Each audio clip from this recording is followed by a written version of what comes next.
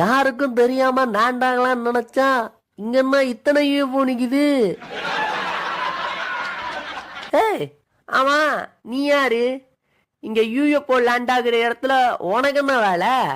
Array, நானும் alien தான். அடிக்கடி இங்க வரால இங்கேயே நான் செட்டில் ஆயிட்டேன்.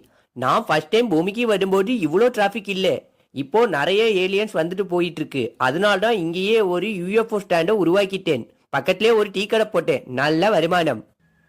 ஹேய், நீ பார்க்கறதுக்கு மனுஷன் மாதிரியே